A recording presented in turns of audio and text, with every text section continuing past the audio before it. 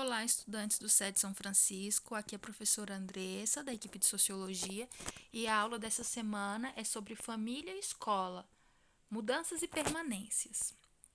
Então, os temas que a gente vai tratar serão a família como instituição social e seu papel na reprodução social, as diversas configurações das famílias, a família patriarcal no Brasil e as mudanças contemporâneas nas relações familiares. A escola como espaço sociocultural e de socialização, os sistemas escolares e a reprodução social e os desafios e desigualdades dos sistemas escolares brasileiros. Então, o que vocês têm que aprender? Onde vocês têm que prestar atenção dos objetivos de aprendizagem? Reconhecer o papel de reprodução e de transformação das duas instituições básicas do processo de socialização, que são a família e a escola. Identificar quais aspectos a família e a escola reproduz valores, normas e regras. E também identificar em quais aspectos a família e a escola transforma a estrutura social. E por último, analisar os sistemas escolares e seus desafios e propor pequenas alternativas de avanço.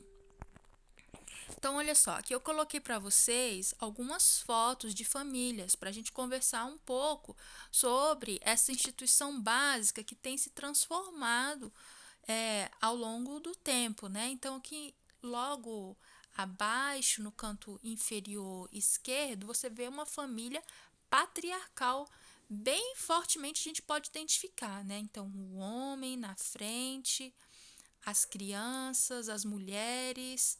Por último, você tem, ainda dentro da configuração familiar, os escravos, os servos, pessoas negras. Então, você vê que ela reflete bem a estrutura de um contexto social que considera que as pessoas não têm igual importância. Então, o homem era mais importante do que as mulheres eram mais importantes do que as pessoas negras, e mesmo era uma família que reproduzia uma realidade social bastante desigual, né? Então, em cima aí você tem uma foto que também tem essa carga de patriarcado, de uma família bastante tradicional. Por outro lado, aqui nas fotos você vê também famílias mais atuais, mais modernas, em que você tem 2 pais e uma criança. Você tem também aqui, bem ao lado direito inferior, uma família tradicional indígena. Você tem uma família muçulmana. Então, você tem uma família somente formada por mulheres, várias gerações de mulheres. Então, você vê que a sociedade brasileira, ela é multicultural. Ela tem se transformado, e ainda que esse ranço do patriarcado ainda existem forças que impulsionam a sua transformação e que a família deixe de ser um espaço de reprodução de valores de preconceito e seja um espaço de reprodução de valores de amor. Então, olha só, aqui tem alguns tópicos para a gente poder entender melhor. Então, a família, ela é baseada em relações de parentesco, né? A distribuição dos poderes, dos papéis e das responsabilidades vem se transformando. Então, quem tem o poder econômico? Quem tem o poder a capacidade, a possibilidade de interferir nas decisões, nas escolhas? Quais são os papéis das crianças, dos filhos, dos pais, das mulheres? Então, a gente todas essas perguntas a gente tem refletido bastante sobre elas, né? Então, a gente sabe que tem um formato tradicional de família que muitas vezes reproduz desamor, e a gente tem buscado outros formatos, outras relações sociais que reproduzam outros valores, né? Então, a família, ela tem sim um papel de reproduzir a ordem social, mas ela também tem um papel de transformar e formar pessoas baseado em valores que a gente pode refletir. Que tipo de relações sociais nós queremos construir nessa instituição? E que tipo de valores queremos nutrir nessas relações sociais? Então, são perguntas para a gente pensar. E aí a gente vai dar seguimento à nossa aula, entrando na escola, que é outra instituição básica, pilar da sociedade, porque ela forma as pessoas, né? Então, a nossa Lei de Diretrizes e Bases brasileira diz o seguinte, que a educação ela é dever da família e do Estado. Ela é inspirada nos princípios de liberdade e nos ideais de solidariedade humana e tem por finalidade o pleno desenvolvimento do educando, seu preparo para o exercício da cidadania e sua qualificação para o trabalho. Então veja que a Lei de Diretrizes Brasileira, ela reconhece que tanto a escola, na figura do Estado, quanto a família tem essa responsabilidade. A Lei de Diretrizes e Bases Brasileira é de 1996, mas a gente pode observar um histórico da evolução da escola no Brasil, e a gente pode perceber algumas coisas bastante relevantes, em especial essa questão de mudanças e permanências nessa instituição. Então, aqui é que eu coloquei algumas fotos para vocês, para a gente rapidamente, eu não posso me aprofundar muito em cada um desses períodos históricos, mas para a gente ver como que a escola ela se transforma. Então, no Brasil colônia, a escola ela era um espaço de catequese. Ela era feita por padres jesuítas que queriam transformar os indígenas em cristãos, né? Então ela tinha um caráter bastante religioso, um caráter bastante forte de opressão. Já no fim da colônia, no início do império, começam a surgir essa demanda para que a escola seja um pouco mais laica. Então, surge o primeiro concurso público para professores. E você pode observar que nessa época não tinham tantas pessoas letradas assim, então acabava que os professores continuavam sendo os próprios padres e continuava tendo um caráter ainda bastante religioso. Mas já avança essa ideia de que a escola tem que ser separada da religião, né? Na Primeira República, com a família real vindo para o Brasil, então começa também a se repensar essa ideia de que a escola ela tem que ser amplamente difundida para toda a população. E também surge uma ideia de um novo modelo de escola, surgem as primeiras gestões escolares, realmente o primeiro concurso público para professores acontece nesse período. Então tem um avanço aqui, uma transformação.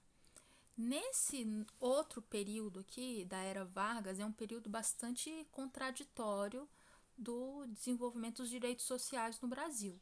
Em que sentido? Aqui que nessa época que vai surgir o Ministério da Educação, o Ministério da Saúde, os primeiros manifestos defendendo um novo sentido de escola, uma escola pública, gratuita e laica para toda a população, já em 1932. Surge uma nova Constituição que define que a educação ele tem que ter esse caráter universal. Por outro lado, é um período histórico em que você tem o fascismo crescendo no mundo. Então, essa ideia de que a escola ela deve reproduzir valores, ela deve oprimir as pessoas. Então, a escola aqui, por exemplo, ela é separada entre meninos e meninas. As professoras primárias, muitas vezes, que eram a maioria mulheres, quando se casavam não podiam mais continuar trabalhando. Os professores do ensino médio eram a maioria homens, então tinha um forte aspecto de reprodução de valores aqui. Nesse período também, por exemplo, que a gente tem o grande educador brasileiro, Paulo Freire, que ele tem essa percepção de que, e essa luta de que a educação ela é um aspecto político. Então, educar, alfabetizar é contextualizar, é fazer as pessoas pensarem, entenderem, lerem a sua própria realidade. Então, no momento histórico seguinte, você tem a ditadura militar, que vai minar um pouco desses avanços que a gente conseguiu aqui nesse período de luta por uma educação pública, gratuita e laica. Então, no período militar, a ideia é que a educação ela tem que ser técnica, ela tem que ser ampla. Então, aquela alfabetização preconizada por Paulo Freire no momento anterior, agora ela passa por uma transformação de que as pessoas têm que aprender a decodificar as letras, e isso significa que ela vai saber ler e escrever.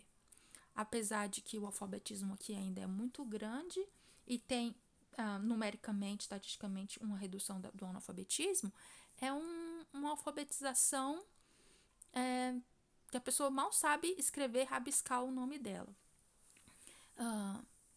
É um período que, por exemplo, na escola você tem educação moral e cívica, as pessoas não eram muito incentivadas a pensarem, mas sim a aprenderem tecnicamente capacidades, habilidades e ir para o mercado de trabalho.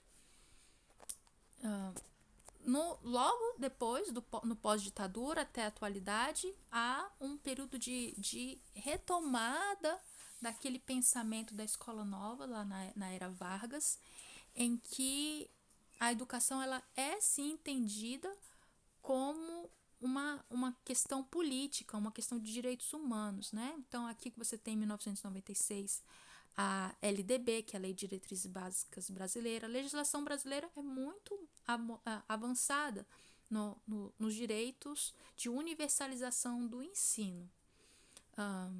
Então, sim, aqui a gente, por exemplo, diz que chega a essa determinação de que os professores eles têm que ter nível superior, eles têm que ter educação superior para poder lecionar. Então, a gente alcança aqui avanços. Mas como vocês podem perceber, você tem avanços e retrocessos, mudanças e permanências. Você vai e vem. Então, agora, no momento que a gente está vivendo, será que a gente está vivendo num momento de avanço da educação ou de retrocesso? É uma pergunta. Então, eu queria colocar aqui para vocês, olha, que essas dualidades ou dicotomias, ou a gente dá educação para todo mundo ou dá educação para uma parte menor da população, uma elitização? A gente desenvolve o senso crítico na população, nos estudantes, ou as políticas públicas elas devem políticas públicas educacionais devem focar na reprodução do pensamento?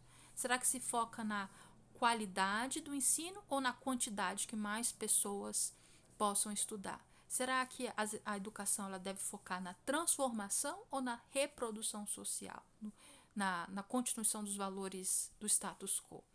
Será que se deve pensar mais em investimento na educação, investir recursos financeiros, ou será que se deve pensar mais na lucratividade? Vocês podem observar que essas são variáveis que teoricamente é fácil de escolher, mas na prática elas são forças, elas são aspectos difíceis e que de tempos em tempos elas tendem mais para um lado e outros tempos elas tendem mais para o outro. Então, você pode observar historicamente que a educação é uma questão política, de escolhas para uma sociedade. Então, por último, eu queria deixar para vocês algumas reflexões, tá? Não tem respostas prontas, mas para a gente ir pensando. Então, como que a família e a escola, elas podem se apoiar? Como ajudar a função social da família e da escola serem ainda mais complementares e coerentes? E por último, que tipo de escola nós queremos construir? Então, se você quiser saber um pouquinho mais sobre esse assunto, você pode acessar esse site da Escola Nova, que te conta um pouco mais sobre essa temática. Um grande abraço e até a próxima aula.